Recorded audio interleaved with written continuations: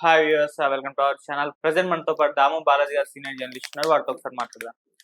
నమస్కారం సార్. నమస్తే. మావోయిస్టులకు మరొక పెద్ద షాక్ అని చెప్పుకోవాలి. మావోయిస్ట్ లీడర్ అయిన పాకా హనుమంతు ఎన్‌కౌంటర్‌లో చనిపోయారు. సో, ఎలా జరిగింది ఎన్‌కౌంటర్? మరి పాకా హనుమంతు ముందు నుంచి కూడా ఈ స్థాయి వరకు ఎదిగారని చెప్తున్నారు కదా! ఒకసారి అతని బయోగ్రఫీ కూడా చెప్పండి సార్.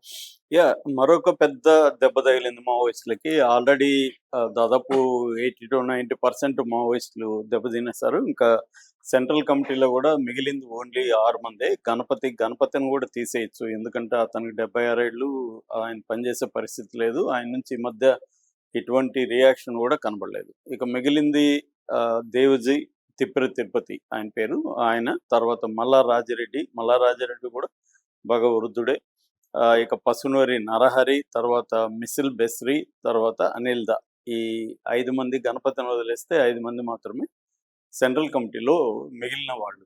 దాదాపు వీళ్ళకి కూడా 60 దాటిన వాళ్ళే. ఇంకా మిగతా మావోయిస్టులు ఒక బర్సాదేవ యాక్టివ్గా ఉన్నాడు తప్ప మిగతా ఎవరు కూడా లేరు. ఆల్రెడీ దేవజీ కూడా సరెండర్ అయ్యే కార్యక్రమంలో ఉన్నాడని చెప్తున్నారు. ఈ నేపథ్యంలో నిన్న ఒరిస్సాలో ఒక పెద్ద ఎన్కౌంటర్ జరిగింది. అందులో మొత్తం 6 మంది చనిపోయారు. అందులో పాకా హనుమంతు అలియాస్ గణేష్ ఊయికే, చమ్రు దాదా, తర్వాత రాజేష్ తివారీ, ఇవన్నీ కూడా ఆయనకి పేర్లు. అసలు పేరు వచ్చి పాకా హనుమంతు. ఆయన దాదాపు 67 సంవత్సరాలు అని చెప్తున్నారు. కొంతమంది 69 అంటున్నారు. ఏదేమైనా ఆయన కూడా వృద్ధుడే అని చెప్పొచ్చు. ఆయన నిన్న ఎన్కౌంటర్లో చనిపోయాడు. ఆయన మీద 1,40,00,000 వరకు రివార్డులు, అన్ని రాష్ట్రాల్లో కలుపుకుంటే 1,40,00,000 వరకు రివార్డు ఉంది. మొన్ననే ఒక వారం ముందే ఈయన్ని పట్టిస్తే 1,40,00,000 అని మొత్తంగా 8 కోట్ల ప్రైజ్ మనీ అని చెప్పి పోస్టులు వేశారు. అది మనం కూడా చెప్పుకున్నాం. సో అట్లాగే ఈయన్ని సరెండర్ అయిపోమ్మని కూడా పిలిపిస్తూ కూడా పోస్టులు వేశారు పోలీసులు. సో వేసిన వారంకే ఈయన్ని చంపేశారు. దీని నేపథ్యం చూసుకున్నప్పుడు 23వ తేదీన 22 మంది మావోయిస్టులు ఒరిస్సాలో సరెండర్ అయ్యారు. ఆ తర్వాత 24వ తేదీన 2 మావోయిస్టులు ఎన్కౌంటర్లో చనిపోయారు, రాకేష్, అమృతాని. సో వాళ్ళిద్దరు చనిపోయినప్పుడు అక్కడ కొంత సమాచారం దొరికిందని చెప్తున్నారు ఈ పాకా హనుమంతుకు సంబంధించి. దాంతో ఇటు ఎస్ఓజి స్పెషల్ ఆపరేటింగ్ గ్రూపు, తర్వాత BSF, CRPF central reserve police force, border security force, ఈ 3 రకాల బృందాలు కలిసి వెళ్ళి ఫారెస్ట్లో వెతుకుతుంటే కందమూల్ ఏరియాలో మావోయిస్టులు ఎదురుపడ్డారని, వీళ్ళు కాల్పులు జరిపితే అంటే ముందు మావోయిస్టులు కాల్పులు జరిపితే దానికి ఆత్మరక్షణకు వాళ్ళు కాల్పులు జరిపారని సేమ్ స్టోరీ చెప్తున్నారు పోలీసులు. సో తర్వాత ఆయన్ని ఫోటో చూస్తే అర్థమవుతుంది అసలు ఆయన నడవగలడా అన్న ఇదిగా ఉంది. అంత బలహీనంగా ఉన్నాడు పాకా హనుమంతు. కొంతమంది అంటే మావోయిస్టు సింపథైజర్లు వాళ్ళు చెప్తున్నది ఏమంటే వీళ్ళు సరెండర్ అవ్వడానికి వెళ్ళినప్పుడు పట్టుకొని చంపేశారని కూడా అంటున్నారు. ఏదేమైనా మా పాకా హనుమంత్ అయితే చనిపోయాడు. సో ఇది పాకా హనుమంత్ ఇప్పుడు సెంట్రల్ కమిటీ మెంబర్గా ఉన్నాడు. ఆయన దాదాపు 45 ఏళ్ళుగా ఈ మావోయిస్ట్ ఉద్యమంలో పనిచేస్తున్నాడు. ఆయనది కూడా తెలంగాణనే. తెలంగాణలో నల్గొండ జిల్లాలో చందూరు మండలంలో పుల్లెంల అనే గ్రామం. వీళ్ళది చాలా పేద కుటుంబం. వాళ్ళు దాన్ని బట్టి గొల్ల కురమ కులానికి సంబంధించిన చాలా పేద కుటుంబం. నిజంగానే పాక ఉందని చెప్తున్నారు అక్కడ వాళ్ళ ఊర్లో. సో ఈ పాక హనుమంతు వాళ్ళ నాన్న చంద్రయ్య, తల్లి ఎడ్డమ్మ, ఆయనకి 3 సిస్టర్స్, 2 బ్రదర్స్ ఉన్నారు. సో ఆయన ఇంటర్మీడియట్ చదువుకునేటప్పుడు ఆర్ఎస్ రాడికల్ స్టూడెంట్ యూనియన్లో జాయిన్ అయ్యాడని చెప్తున్నాడు 83 ఆ ప్రాంతంలో. ఆ తర్వాత ఆయన BSc Nagarjuna degree college, government degree కాలేజ్లో బిఎస్సి చదివాడు. తర్వాత ఆయన 81లో ఏబీవీ లీడర్ ఆచూరి శ్రీనివాస్ అని అతన్ని చంపిన కేసులో ఇతను ఉన్నాడనమాట. దాంతో అతను అప్పటి నుంచి అండర్ గ్రౌండ్కి వెళ్ళిపోయాడు. అక్కడి నుంచి పీపుల్స్ వార్లో చేరాడు. దాని తర్వాత 2004లో people's war and Maoist communist centre and PU party 3 కలిసి సిపిఐ మావోయిస్ట్గా ఏర్పడింది. దాంతో ఈయన కూడా అంచెలంచెలుగా ఎదుగుతూ వచ్చారు. దండకారణ్య కమిటీ, స్పెషల్ జోనల్ కమిటీలోకి ఎస్జెడ్సి అంటారు, డికేఎస్జెడ్సి, దాంట్లోకి వెళ్ళాడు. అక్కడి నుంచి ఇటు కర్ణాటక, కేరళ, తర్వాత తమిళనాడు, ఈ 3 ట్రై జంక్షన్కి సంబంధించి ఈయన బాధ్యతలు ఇచ్చారు.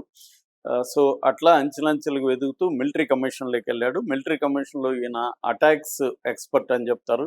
అంటే పోలీసుల మీద గాని, లేకపోతే ఎవరి మీదైనా అటాక్స్‌ని ప్లాన్ చేయడంలో ఈయనకి చాలా ఎక్స్‌పర్టైజ్ ఉందని, అట్లాగే ఈయన గోండు భాషలో అనేక పత్రికలు కూడా నడిపి అక్కడ ట్రైబల్స్‌కి అర్థమయ్యే విధంగా ఈయన దాంట్లో ఆర్టికల్స్ కానీ అవన్నీ రాసేవాడని చెప్తారు. అట్లాగే ఈయన క్లాసులు చెప్పడంలో అంటే మావోయిస్టులు కొత్తగా పార్టీలోకి వచ్చే వాళ్ళకి పొలిటికల్ క్లాసెస్ కండక్ట్ చేస్తారు.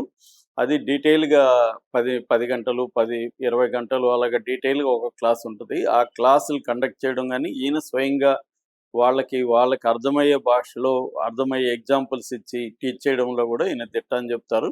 సో, అంటే ఇట్లా ఆర్గనైజేషన్ పరంగా కొత్త క్యాడర్‌ని తీసుకురావడం, వాళ్ళకి ట్రైనింగ్ ఇవ్వడం, వాళ్ళకి వివిధ బాధ్యతలిచ్చి వాళ్ళని ఆహ్, ట్రై దాంట్లోకి పెట్టడం. ఇది ఒకటైతే, పత్రికలు నడపడం ఇంకోటైతే, క్లాసులు చెప్పడం ఒకటైతే, మిలిటరీ పరమైన ఎక్స్‌పర్టైజ్ గూడా ఈయనకి ఉందని చెప్తున్నాడు. సో, ఈయన మావోయిస్ట్ ఉద్యమం డెవలప్‌మెంట్‌లో చాలా ప్రధాన పాత్ర పోషించాడు.